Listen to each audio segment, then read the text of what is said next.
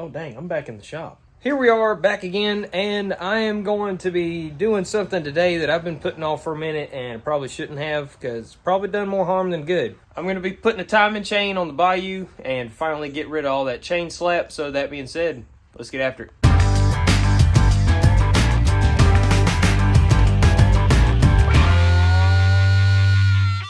And for the purposes of this video, I have already removed the fuel tank and the seat. So now all we got to do is get that valve cover off and this side cover after draining the oil. One thing that I did forget to mention on this, before you start with this teardown to change this timing chain, make sure your piston is at top dead center. Also take out your spark plug, it's going to make your life a lot easier. Ask me how I know. So to check for top dead center, you're going to pull this plug right here. And you get it lined up with that T. I don't know how well you can see that, but that's top dead center. This whole cover needs to come off to get to the bottom side of the cam chain. But you got a bunch of stuff in the way, so I'm going to go ahead and get this shifter and this foot peg off just to make it a lot easier. I don't have to work around it.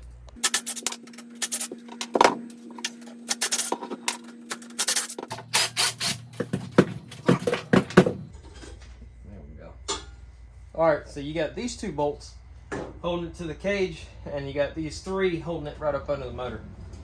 There we go. There's that. Now what I usually do is put the bolt back in the shifter just so it doesn't get lost. Unbolt this pull cover, pull it off, get to the rest of them.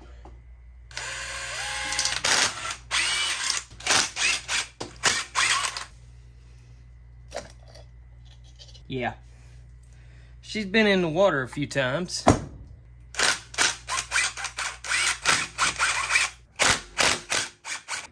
Gonna pull that off.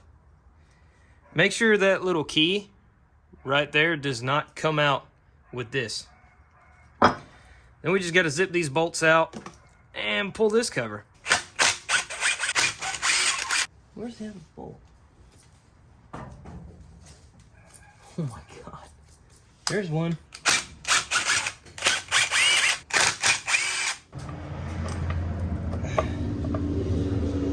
Okay, so I apologize in advance. My phone was having a bit of trouble recording everything. The battery had started running dead. I hooked it up to a battery pack and tried to keep up with it as best I could. Any gaps that are in this, I will try to fill in. If I miss anything, please let me know. All right, pull off this little bearing right here. There's a little washer in front of it. Make sure you don't lose that. Whew. I like to never got that thing off of there.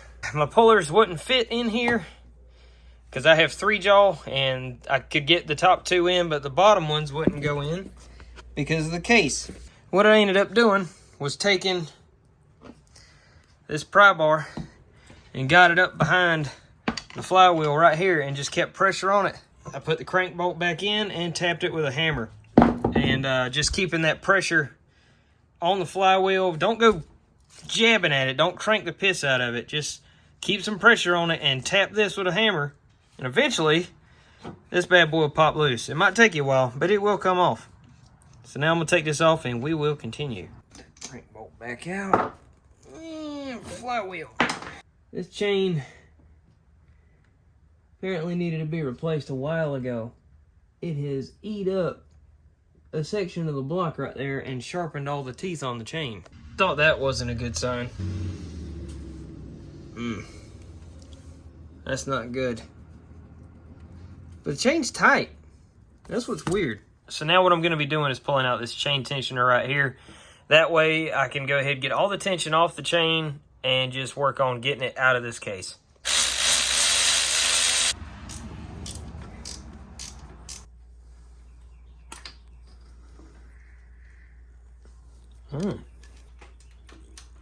Well, that would certainly explain that.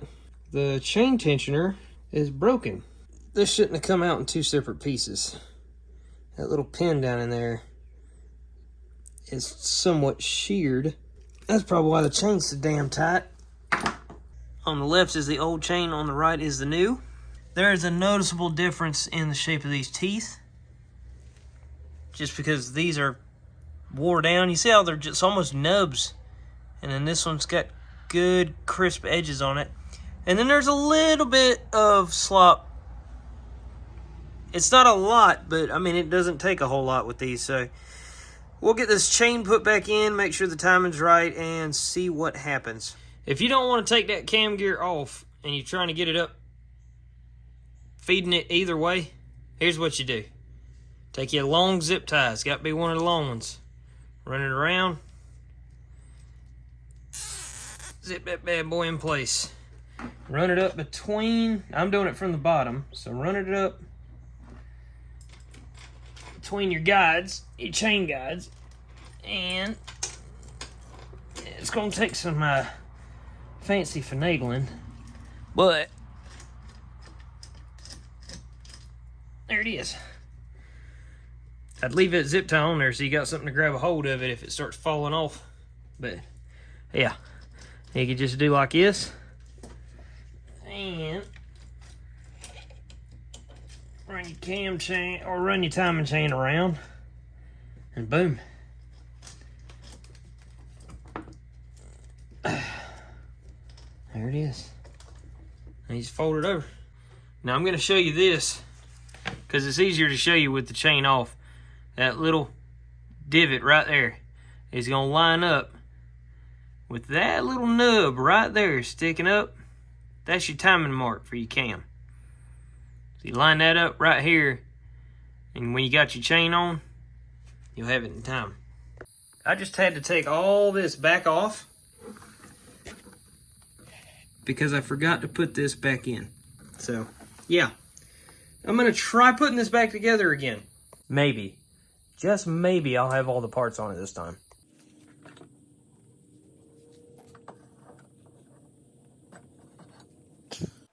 Before installing the flywheel, you need to make sure that this key is back in place. Otherwise, it will not work.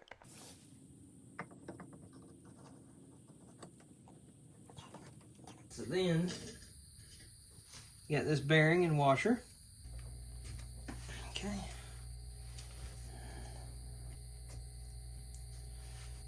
Make sure you put starter gear back in. Okay.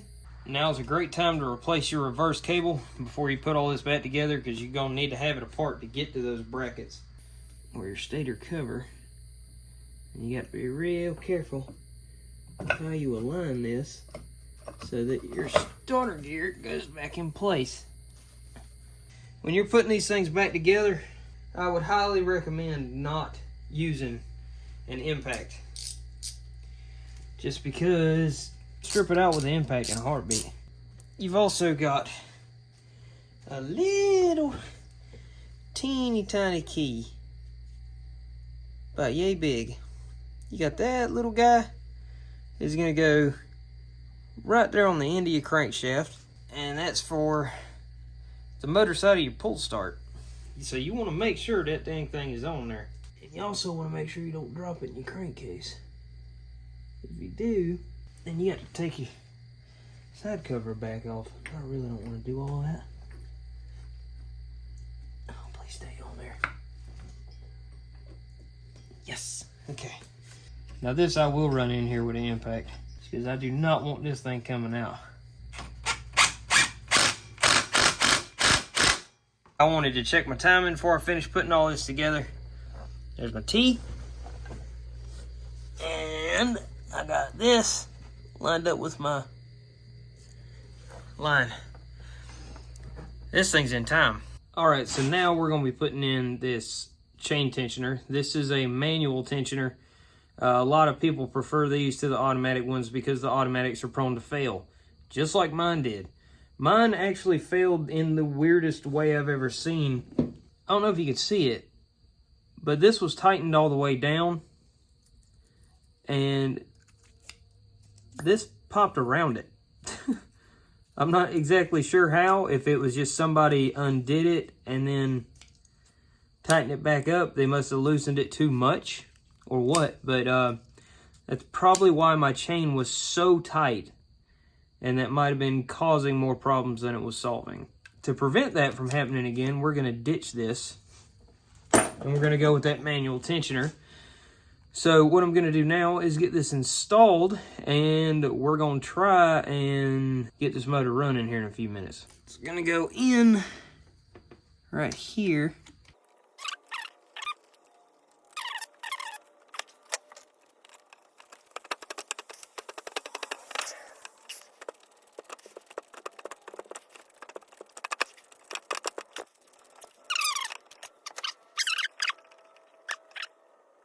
So I've got my chain adjuster in here, and what I'm gonna do is just tighten down on this until it gets a good bit of tension on it.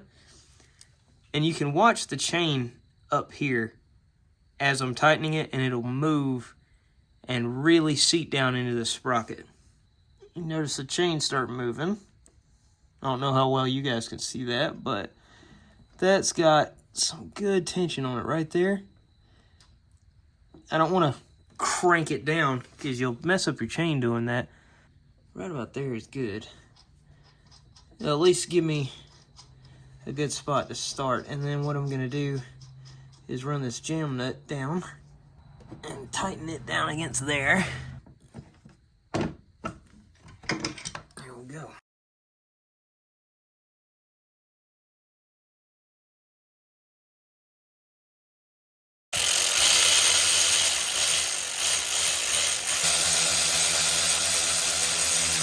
Now all we got to do is just put oil and gas back in it and see what happens. Here's the hoping. I've been out here messing with this thing since I got home from work. It is currently about 1 o'clock in the morning. I'm really hoping this works. So, power on. My electric start does not work, and we can't figure out why. Pull start works, so we'll give that a shot.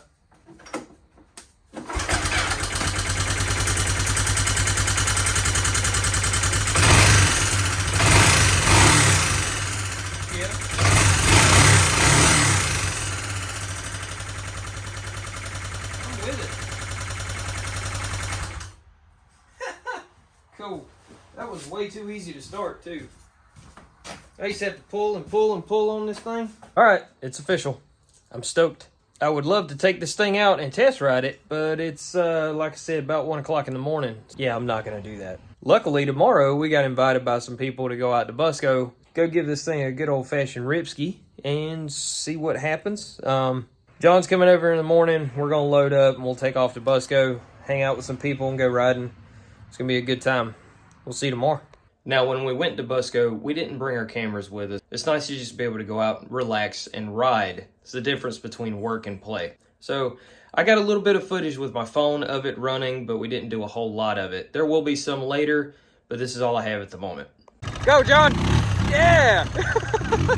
Bayou wheelies! Almost!